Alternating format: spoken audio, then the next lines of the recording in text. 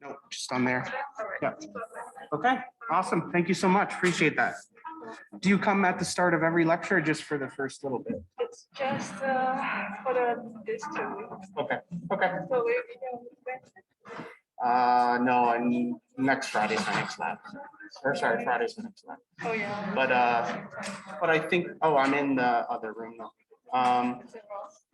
Yeah, Okay. okay, awesome. Thank you. I think I got it though. Appreciate it. All right.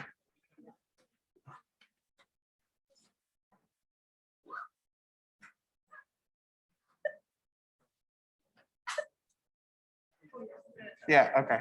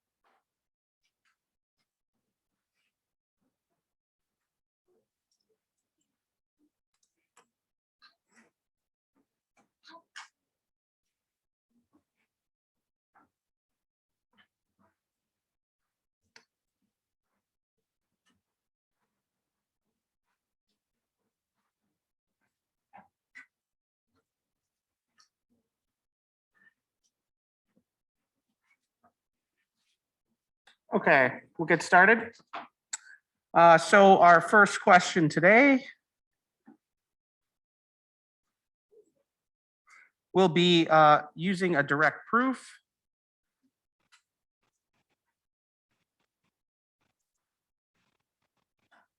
Prove for every rational number R, 2R is also rational. Okay, so to start with, sorry, get it near the mic. So to start with that, a rational number can be expressed as a fraction of two integers. So a rational number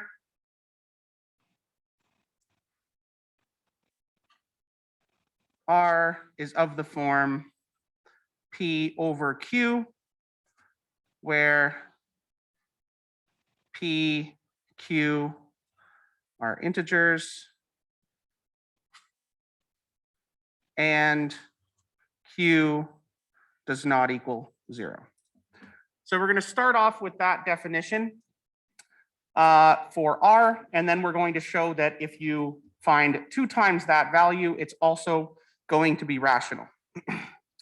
So we just go in right away and say, okay, so if this is R, it's rational, we can assume that 2R, using this definition here, is 2 times P over Q, which is equal to 2P over Q.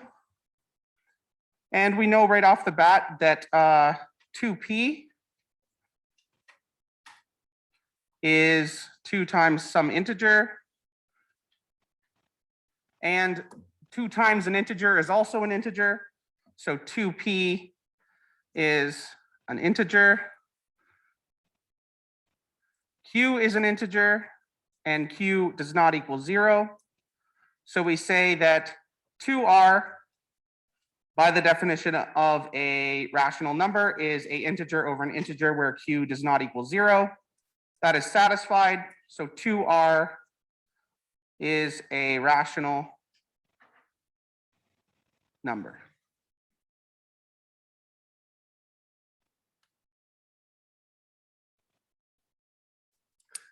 So that is our proof for if R is a rational number, then 2R is also a rational number. Are there any questions on that? Yep. Yep.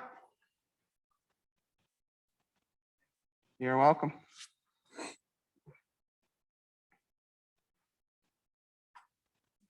I'll give you a moment to write that down. And I'll just start writing out question 2.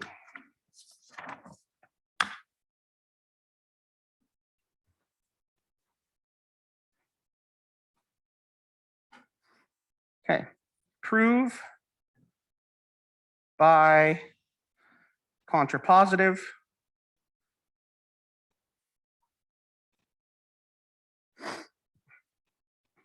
if a product of 2 positive real numbers is greater than 100,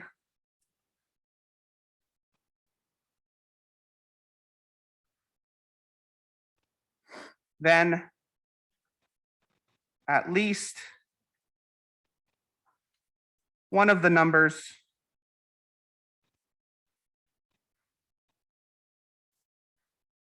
is greater than 10.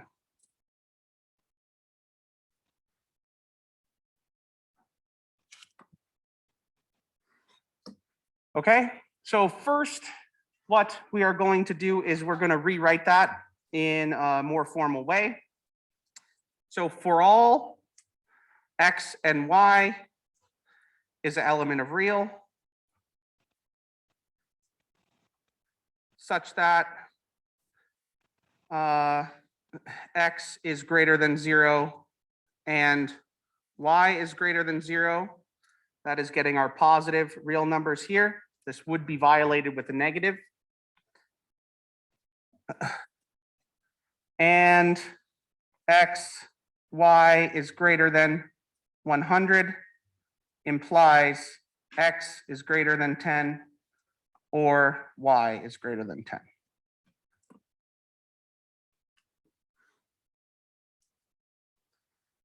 Okay, so if we're doing a proof by contrapositive, that means we're going to find an equivalent logical statement, the contrapositive of it, and we're going to prove that statement rather than the original statement.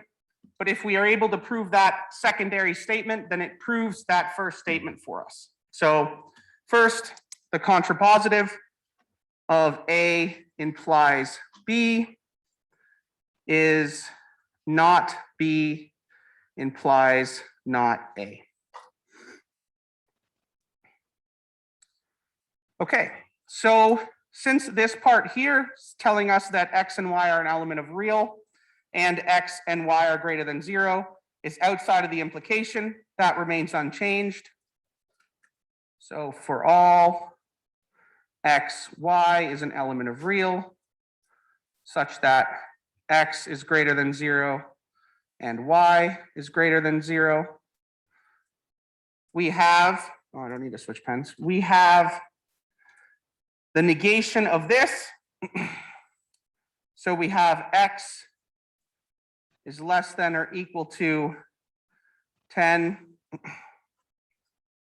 and y is less than or equal to 10 implies x, y is less than or equal to 100. Okay, and then from here, we're going to say, okay, so we have x, y here. We only need to worry about when these are true.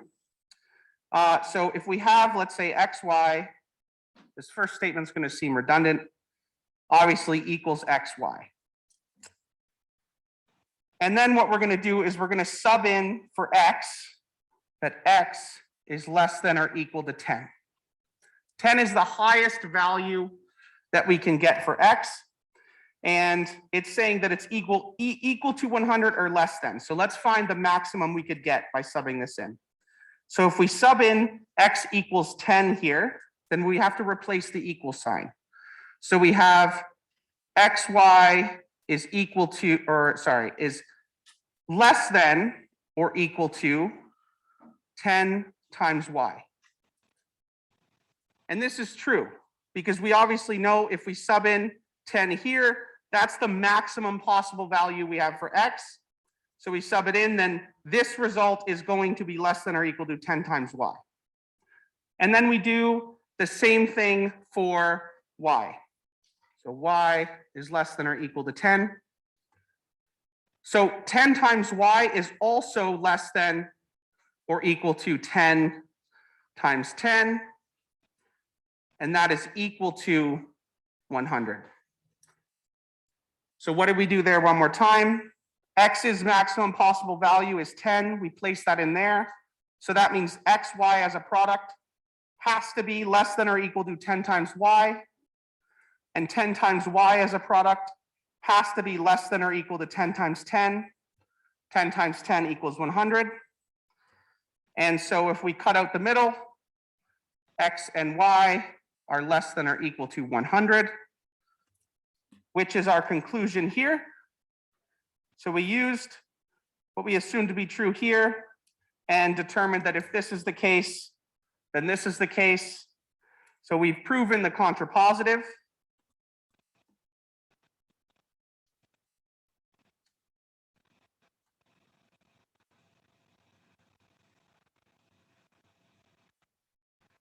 Therefore, we have proven the original statement, which I will finish this on the next page. I'll let people copy it first.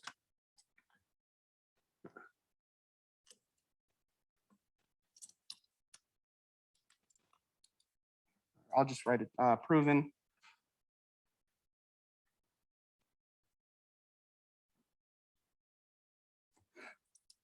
Are there any questions on that?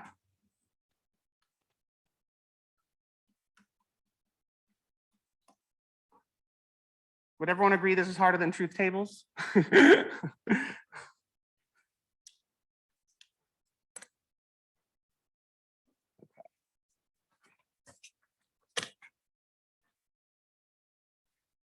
So some people might think, okay, if you just give me a problem and you're like, cool, prove this, and it doesn't tell you how to prove it, what do?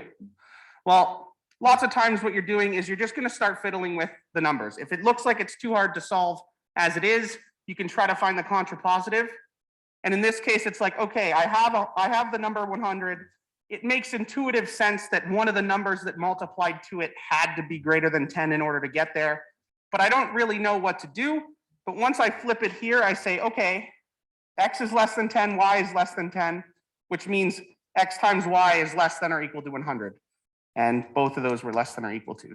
And you're like, okay, well, when I'm multiplying a product, the larger number is going to result in a larger product.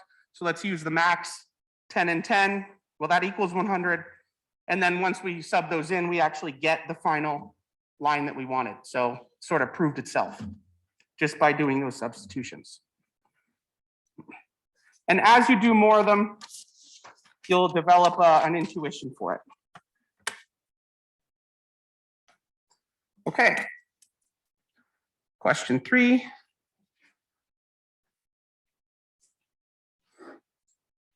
Prove via contrapositive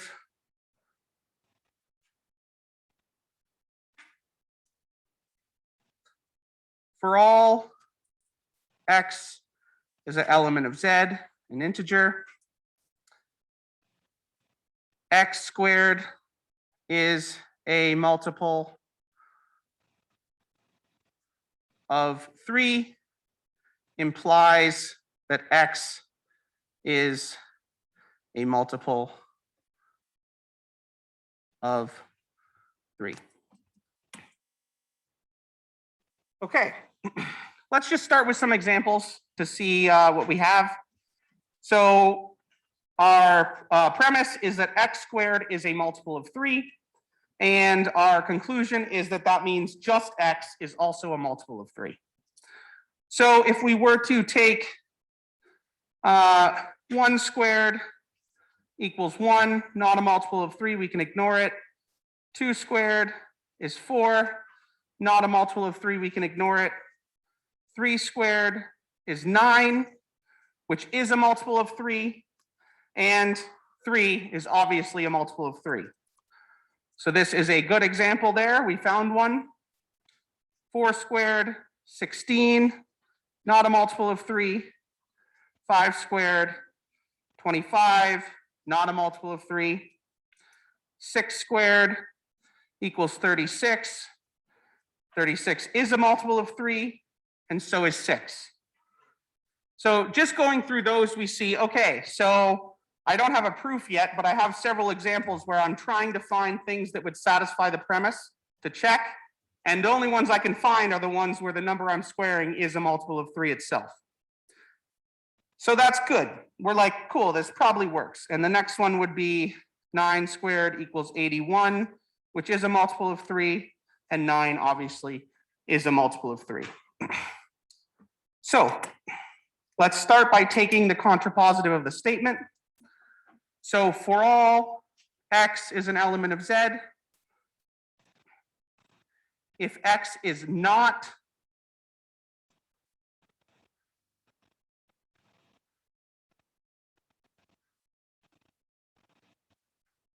then x squared is also not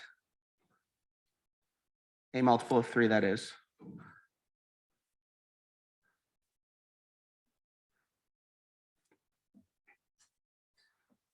Okay, so what does it mean mathematically if something is a multiple of 3?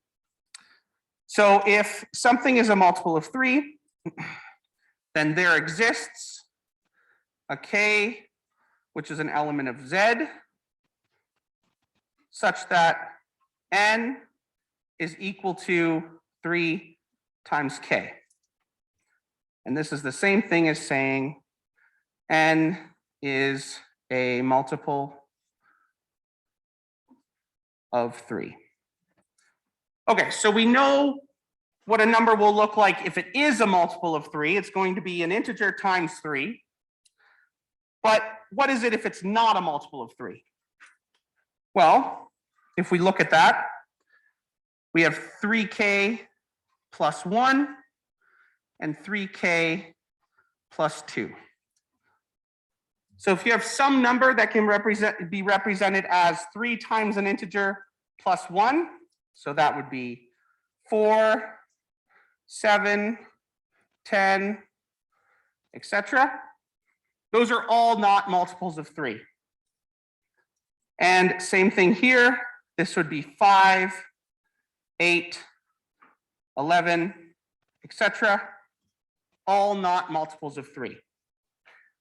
So if you have a number that is not a multiple of 3, it's either going to be 3 times an integer plus 1 or 3 times an integer plus 2.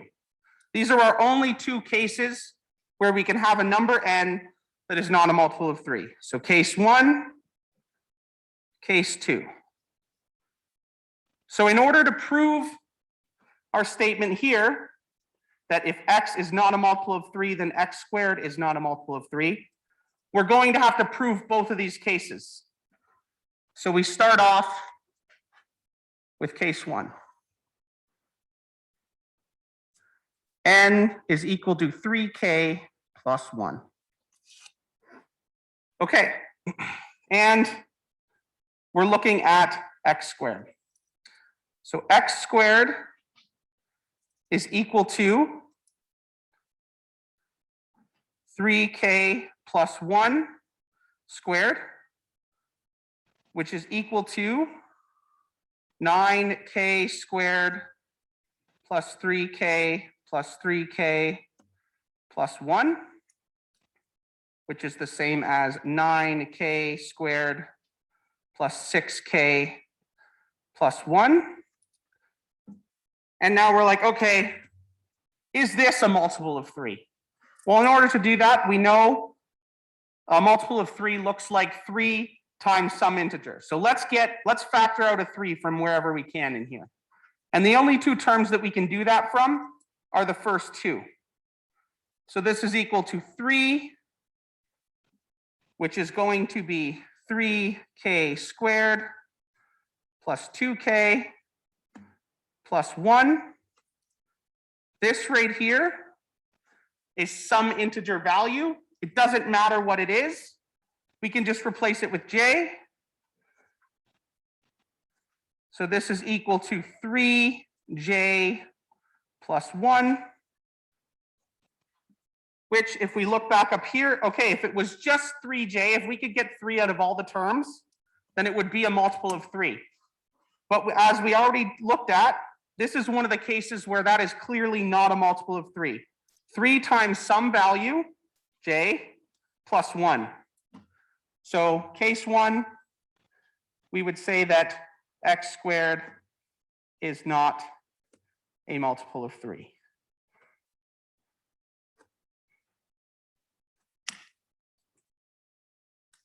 And then we're going to do the same thing for the second case. So we've said, okay, if you give me an n value that's in this form, I know that, on x value that's in this form, I know x squared is also not a multiple of 3. So now we're going to say, okay, what if you give me an x value that's in this form? I will give just a few more seconds to copy that down. Still see some people writing.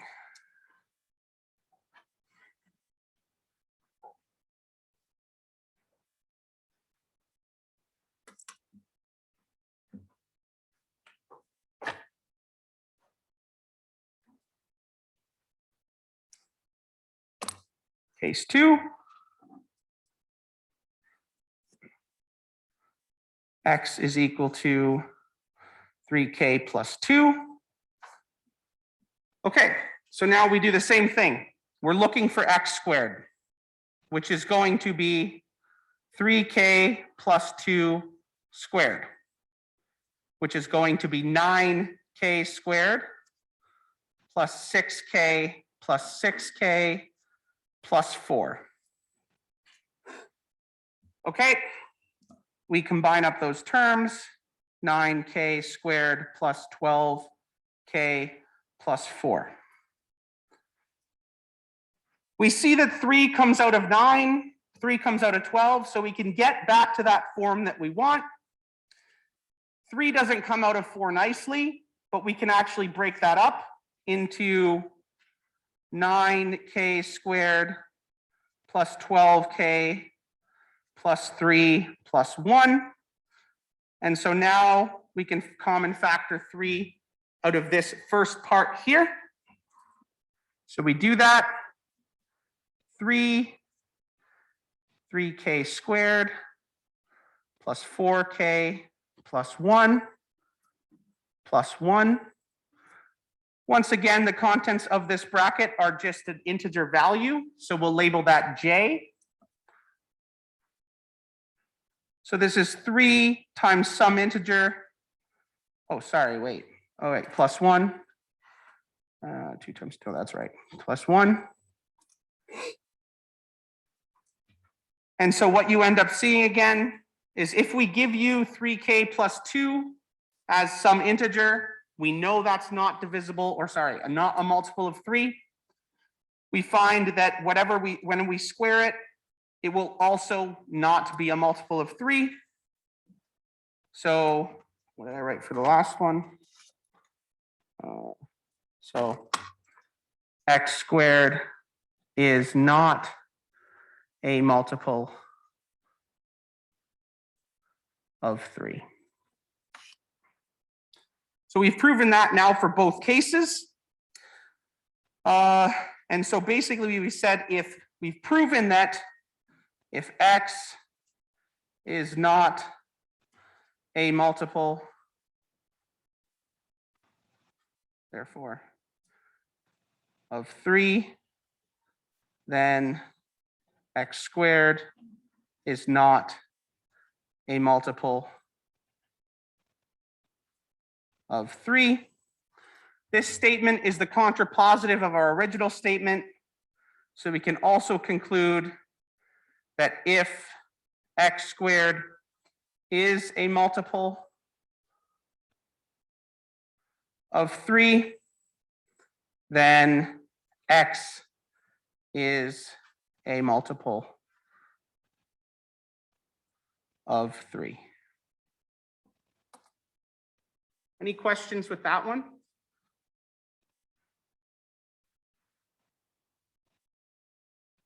Seeing none.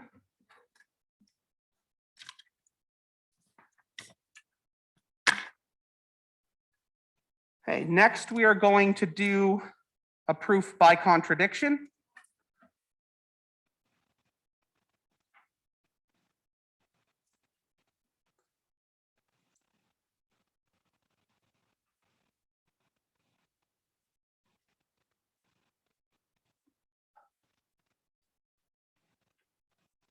So this one, the square root of 3 is irrational.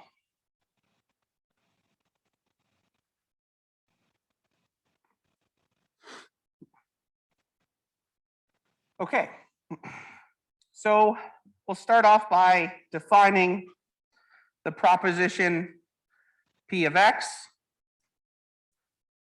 is equal to saying the root of x is irrational.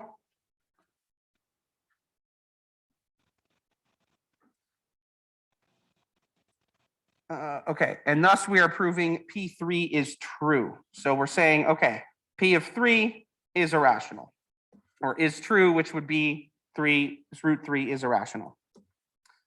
And we're going to assume the opposite. So what is the opposite of P of x? Is equal to the root of x is rational.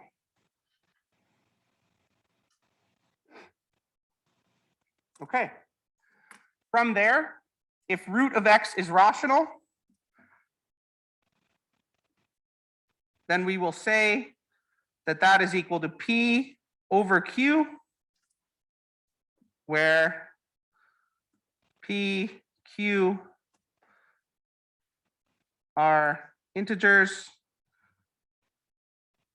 positive integers, nope, and Q does not equal 0. So we used these two previously. We're going to add a third condition here, that P and Q are in lowest terms.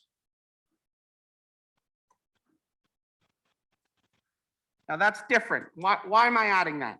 Well, we're going to need it for the proof. But essentially, we would all agree that if I have some number, let's say m, and let's say m is like 3 over 5. That could also be 6 over 10. That could also be 9 over 15, etc. There's infinitely many ways that we can resemble this. But we would agree that there definitely is one that is in the lowest terms. So we're going to say we have that one because we know it can be expressed that way. So that's why we have P and Q are in the lowest terms. Basically, what we're going to find is a contradiction in that.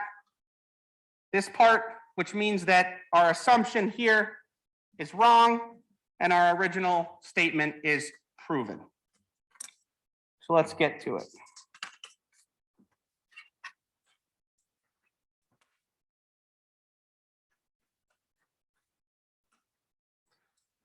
Okay. So we have the square root of 3 here is equal to P over Q. So let's do some stuff with this. So let's square it. So if we have the square root of 3 and we square it, this is equal to P over Q squared, which is equal to P squared over Q squared. And this would become 3. So basically we have 3 is equal to P squared over Q squared. And we can rearrange this to say 3Q squared is equal to P squared.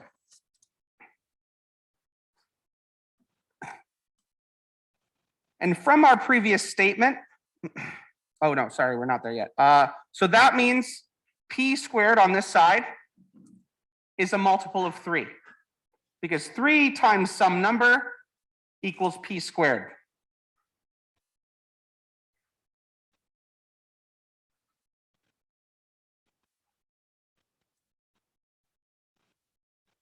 And from the proof that we just did, we know that if P squared is a multiple of 3, then so is P.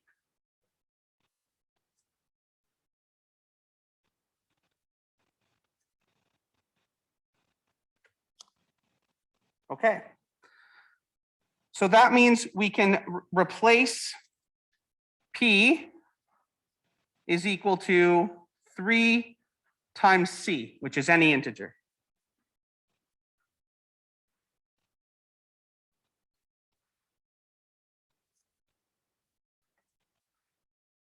And so we'll go ahead and do that. So we have 3Q squared is equal to A squared, which we already had up there, or not A squared, sorry, I used a different variable here. P squared,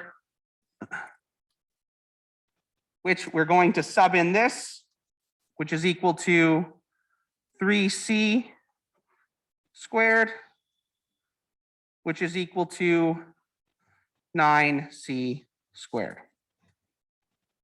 Okay. And basically, so we can now, so let's just cut out the middle here. So we have 3Q squared is equal to 9C squared. And if we divide both sides by 3, we get Q squared is equal to 3C squared.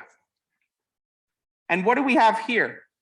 Well, Q squared is equal to 3 times some integer, which means Q squared is also divisible by 3.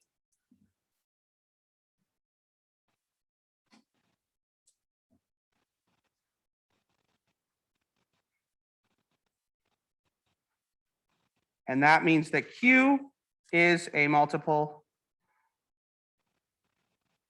of 3. But that's a contradiction, because if we can divide P and Q by 3, then this is not in lowest terms. So if P and Q are both multiples of 3, then square root of 3 equals P over Q is not in lowest terms. Contradiction.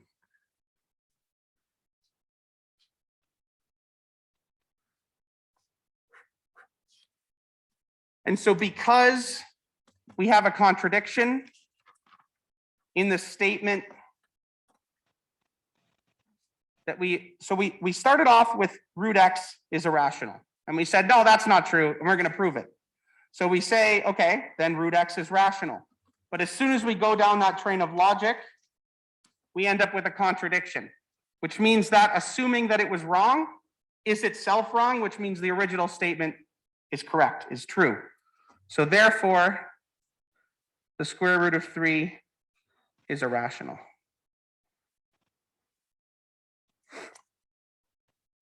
And that's the other thing. So let's say you were to, if P and Q were filled in and it was, which it can't be because root 3 can't be a fraction, but let's say it was hypothetically and it wasn't in lowest terms. Well, then put it in lowest terms and you're still going to get this same contradiction. It's going to say, well, both of them are able to be reduced forever. And that also doesn't make sense. So that's how we get to our contradiction for root 3 can be expressed as a rational number, which means it must be irrational. Any questions on that one?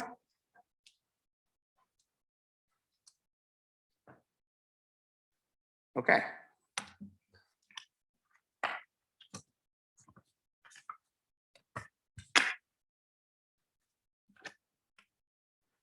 Question 5.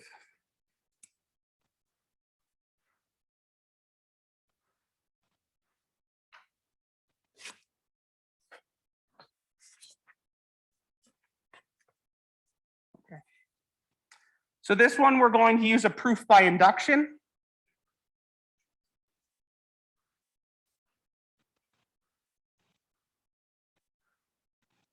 And the way that I like to think about induction is basically, let's imagine you're climbing a ladder, okay? You have to show me that you can get from not on the ladder to the first step. And then I'm like, okay, cool, you can get on the ladder. And then you have to show me that you can get, if you're on any rung of the ladder, you can get to the next rung of the ladder. If you show me those two things, you've now shown me that you can climb the ladder, right? Because I know you can get on it, and I know you can go from one step to the other. The ladder stays the same shape the whole time, so you can keep on going. So essentially, if we translate that to induction, we have a base case, which we have to show, and then we have to show that if we have for some value and we add 1 to it, we can also find the answer from that previous value. So let's go through an example. Or let's just write that. So to prove, thank you. To prove that P of n is true for all positive integers n,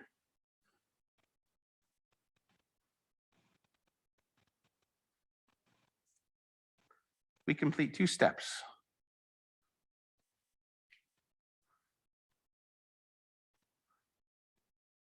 One, we verify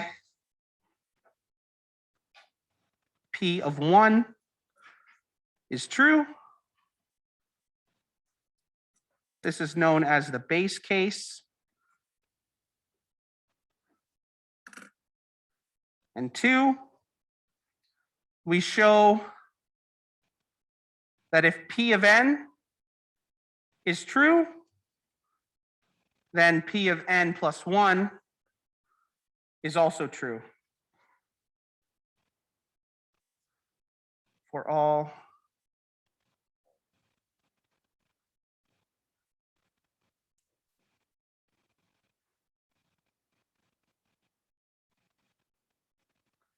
this is called the inductive step.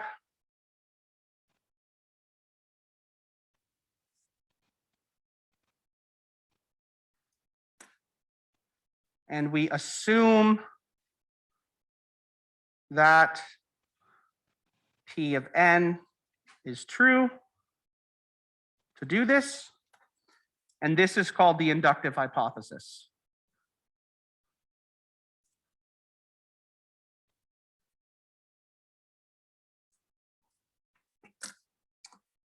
Okay, so what are we going to be doing with this? So our question is, determine what the sum of the first n positive odd integers is. And prove this with induction. Okay. So this one's actually asking us to come up with what we think the solution would be and then prove it using induction. So let's do some examples to find a pattern. So if n is equal to 1, so we're only considering the first one positive odd integers, then we get 1, which equals 1. Let's make more sense later or next. So if we then say, okay, we want to find the sum of the first two positive odd integers, then we have 1 plus 3, which equals 4. Then n equals 3. We have 1 plus 3 plus 5, which equals 9. N equals 4. 1 plus 3 plus 5 plus 7, which equals 16.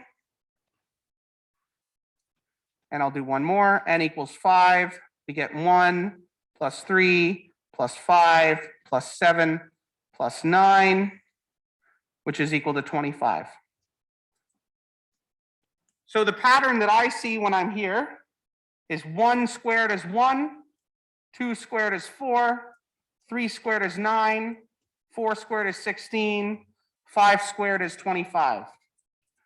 So that's 1 squared, 2 squared, 3 squared, 4 squared, 5 squared. So I'm going to go ahead and say the sum of the first n positive odd integers is going to be equal to n squared. So let's write that out. So P of n is equal to the sum, I'm just doing this in steps to get to it to be formally, of the first n positive odd integers.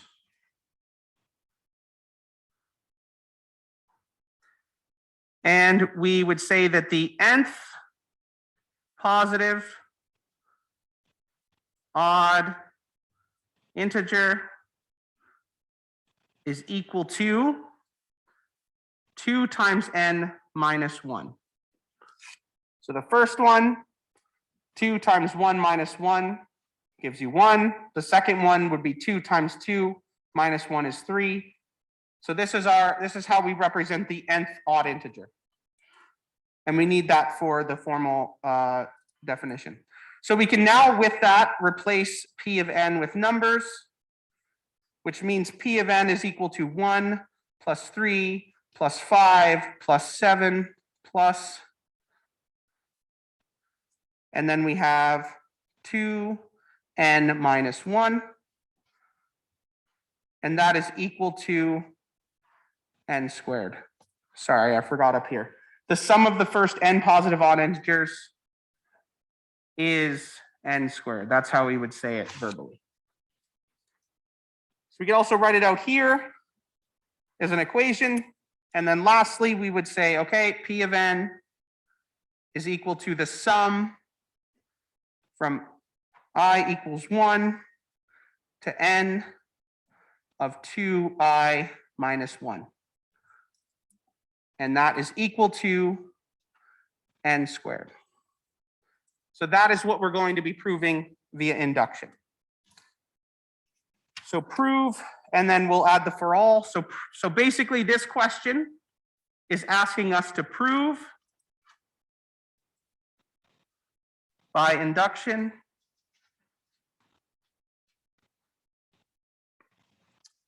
that for all n is an element of the natural numbers, P of n is equal to the sum of I from 1 to n of 2i minus 1, is equal to n squared. So now we're actually getting to the proof. First, we were going through and finding, okay, what is this saying and what is our guess for the solution to it? And now let's actually go through and prove it. I'll just give a little bit of time to finish getting that down.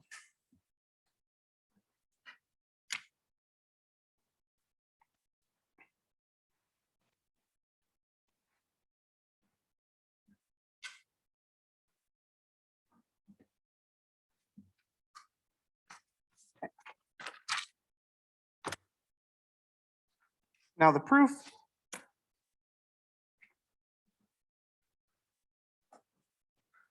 So first, we're going to do the base case or the basis step. You can use either one for that. So let n equal 1. We want to prove P of 1 is true. So P of 1 is equal to the sum of I equals 1 to 1 of 2I minus 1, which is equal to 2 minus 1, which is equal to 1. And the other side of that would be n squared. So 1 squared equals 1. So our left-hand side here equals the right-hand side. So we've proven that for the base case, when n equals 1, the sum that we get using this sum notation is 1. And if we use our solution that we think we found, which is just taking n and squaring it, we also get 1. So both sides are equal, so we're good. So that is our base case. Now the inductive step.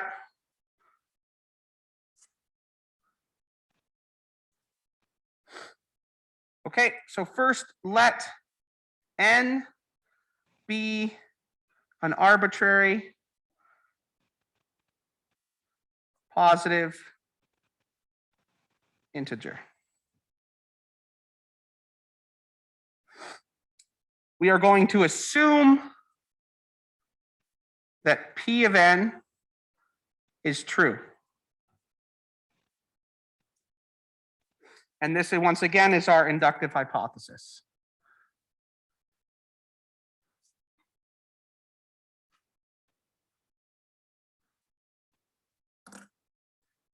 And now we would want to prove that P of n plus 1 is true. So how are we going to do that? Well, we take our definition that we made on the previous page here, and we sub in n equals 1 for n, is our first step. So we have P of n plus 1 is equal to the sum from I equals 1 to n plus 1 of 2I minus 1. And that's the left-hand side, would equal to n plus 1 squared. And so now essentially what we want to do is we're going to play with one side so that we can get to the other side here. So left-hand side. The sum from I equals 1 to n plus 1 of 2I minus 1 is equal to. So what we can do is essentially lots of times when you're doing induction, you're trying to find something on the left-hand side that you can replace with this here.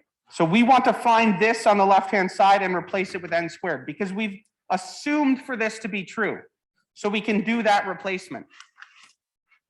So another way to write this would be the sum from I equals 1 to n of 2I minus 1 plus the nth minus 1 case. So 2n minus 1 minus 1.